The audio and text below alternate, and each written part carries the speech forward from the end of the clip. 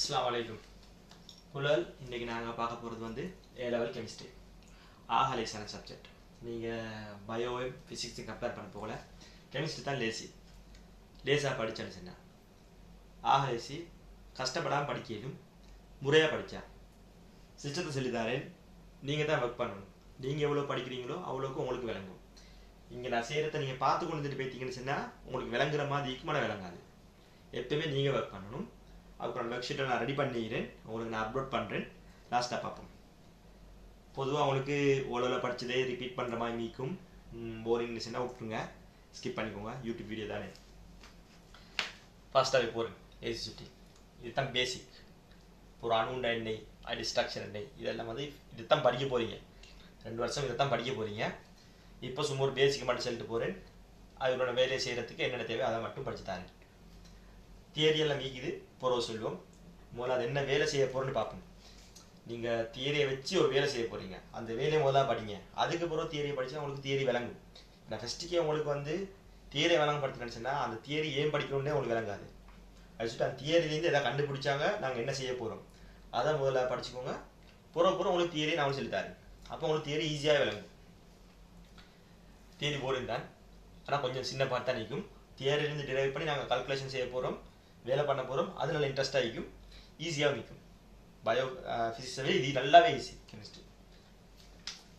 சரி, இப்போ ஒரு அணுவில் 2 பார்ட்டிக்கும், கரு ஈக்கும், எலக்ட்ரான் ஒரு இது ஈக்கும். அப்போ கருவில் தான் வந்து உங்களுக்கு புரோட்டோனும் நியூட்ரான் ஈக்கும், அதை சுற்றி எலக்ட்ரான் ஈக்கும். எலக்ட்ரான் வெயிட் வந்து ஆகவே கூறும். நீங்கள் புரோட்டான் நியூட்ரானை கம்பேர் பண்ண போகல, எலக்ட்ரான் வெயிட் வந்து 0.00000 வைத்திரும். கூட்டினாலும் கூட கூட்டாட்டி உண்டு. எலக்ட்ரான் ஒரு 100 சேர்ந்தாலும் அதே வெயிட் தான், அது ஒரு 100 வெளியே வைத்தாலும் அதே வெயிட் தான். அதை சுற்றி நீங்கள் குழம்பி கொள்வாங்க வேணா. சில அதை குழம்பு அயன்சன் வரப்போகல ஆர்வம் கணக்குகளுக்கு என்ன எலக்ட்ரான் கூடிக்குது, மாஸ் நம்பர் அதே தான் போட்டிக்கிறாரு, என்ன வெயிட் கூட இல்லையா, இதெல்லாம் யோசனை வரும் தான். வெயிட் அதை பேர் சொல்லிக்கொண்டு வெயிட் கூடாது. ஸோ ஒரு பேசிக் ஐடியா ஒன்று எடுத்துக்கோங்க. அப்போ இதான் அணு. இதில் புரோட்டோனிக்கும் நியூட்ரானிக்கும் எலக்ட்ரானிக்கும்.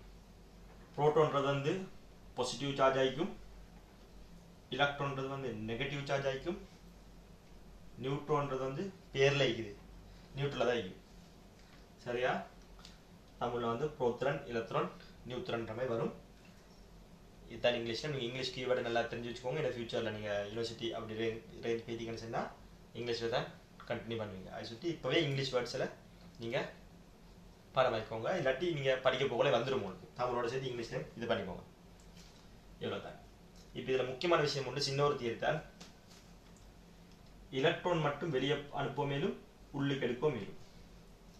இந்த புரோட்டானையும் நியூட்ரானையும் ஒன்றுமே செய்யலை, அது கருவுக்குள்ள மட்டும் தான் நிற்கும். இவ்வளோதான் தியரி. சரியா? அது எலக்ட்ரான் வெளியே போகும், உள்ளுக்கு வரும். எலக்ட்ரான் வெளியே போயிடுச்சுன்னு சொன்னால் பாசிட்டிவ் ஏ, ஒரு எலக்ட்ரான் வெளியே போகும் மைனஸ். அப்போ இந்த ப்ளஸ் சார்ஜ் வந்து அப்படியே தான் நிற்கும். இங்கே சும்மா சொல்லுங்களேன், 10 நியூட்ரான் நிற்குது, 10 புரோட்டான் நிற்குது, நியூட்ரானில் புரோட்டான். அப்போ 10 பாசிட்டிவ் நிற்குது. சரௌண்டிங்கில் ஆரம்பத்தில் 10 எலக்ட்ரான் நிற்குது, நெகட்டிவ் போட்டு 1 வெளியே போச்சு, 9 பேலன்ஸ். இதில் பேலன்ஸ் நிற்குது. அப்போ 10 பாசிட்டிவ் 9 நெகட்டிவ்னு சொன்னால் +1 சார்ஜ் இல்லைச்சா? அப்போ இது வந்து பாசிட்டிவ் சார்ஜ் ஆகிக்கும். 9 தான் நிற்குது. அந்த மாதிரி தான் எக்ஸ்ட்ரா உள்ளுக்கு வந்துச்சிங்கன்னா நெகட்டிவ் சார்ஜ் ஆகிக்கும். இதை பார்த்தீங்கன்னா உங்களுக்கு விளங்கும். எக்ஸாம்பிளுக்கு கார்பன் 612 நம்பர் ஆஃப் புரோட்டான்ஸ். இது வந்து அணுவெண், இது தீனிவென்னு சொல்லுவோம். Atomic number, mass number. இதை வச்சு நீங்கள் புரோட்டான் நியூட்ரான் கால்குலேட் பண்ணிடும். இந்த அட்டமிக் நம்பரும் புரோட்டானும் ஈக்குவலாக தான் வரும். எலக்ட்ரான் மாறுபடும். நம்பர் ஆஃப் புரோட்டான்ஸ் இதுக்கு 6. எலக்ட்ரான் எந்த சார்ஜும் இல்லை. நல்லா பார்த்தீங்கன்னா எந்த சார்ஜும் இல்லாட்டி 0 தான் நியூட்ரல். அப்படின்னா இதில் ப்ளஸ் மைனஸ் ஒன்றும் இல்லை. அப்போ எலக்ட்ரானும் புரோட்டானும் சமனாகிடும். 6 நியூட்ரான்ஸ் 12 புரோட்டான் நியூட்ரன். புரோட்டான் வந்து 6. 12 மைனஸ் 6 லேசி. இதெல்லாம் ஒன்றாம் ஆண்டு கணக்கு மாதிரி தான் நிற்குது. தெரிஞ்சா அதுதான் பேலன்ஸ். அதுதான் மாஸ் நம்பர் 12. இது பாருங்க, அதே தான் 2 மைனஸ் எக்ஸ்ட்ரா வந்துக்குது. 2 எலக்ட்ரான் உள்ளுக்கு வந்துக்குது. இவ்வளோ தான் புரோட்டான். ஆக்சிஜனுக்கு 8 எலக்ட்ரான். 8 2 மைனஸ் 2 உள்ளுக்கு வந்துக்குது. நாங்கள் என்ன செய்யணும், எலக்ட்ரானோட கூட்டணும். 8 + 2 total electron 10. Neutron 16. Proton neutron சேர்ந்து 8 புரோட்டான். 16 மைனஸ் 8 8. இவ்வளோதான் ஆவேசி. இப்போ இதில் ஐசோடோப்னு சொல்லுவாங்க, சமதானின்னு சொல்லுவாங்க. அதில் என்ன செய்யும், இந்த ஒரு நியூட்ரான் எக்ஸ்ட்ரா ஆகிக்கும். அப்போ உங்களுக்கு ஒன்று எக்ஸ்ட்ரா இருந்துச்சுன்னா C13 வந்துடும். அது எழுத தேவையில்லை, கால்குலேஷன்லேக்கு கொஞ்சம் யோசிங்க. சின்னது ஒரு அட்வான்ஸாக சின்னதாக ஒரு அடிங் உண்டு. டவுட் இதாக கேளுங்க. கொஷின்ஸ் பேப்பரில் இதில் கொஷின் ஆன்சர் வச்சுக்கிறேன். ஒரு 50 கொஷின் ஆன்சர் வச்சுக்கிறேன். இதே தான் ஒரு டேபிள் ஒன்று பண்ணி அந்த டேபிளை வந்து நீங்கள் ஃபில் பண்ணுறது மாதிரி இருக்கும். அதை கட்டாயம் செய்யுங்க. விலையினமாக இருக்கும், ஆனால் நீங்கள் கட்டாயம் செய்யுங்க. அப்போ தான் உங்களுக்கு செய்ய போகிறது உங்களுக்கு டவுட்ஸ் வரும். கிளியர் பண்ணிக்கோங்க, நீங்களே விளங்கிக்கோங்க.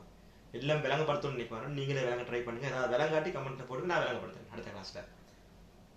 அதில் நான் உங்களுக்கு ஃபோன் நம்பர் நான் டிஸ்கிரிப்ஷன் எழுதி விட்றேன். அந்த ஃபோன் நம்பருக்கு வாட்ஸ்அப்பில் வந்து ஒரு மெசேஜ் போடுங்க. நான் உங்களுக்கு அந்த PDF ஃபைல், அந்த கொஷின் ஆன்சர் PDF ஃபைல் அனுப்பிவிட்றேன்.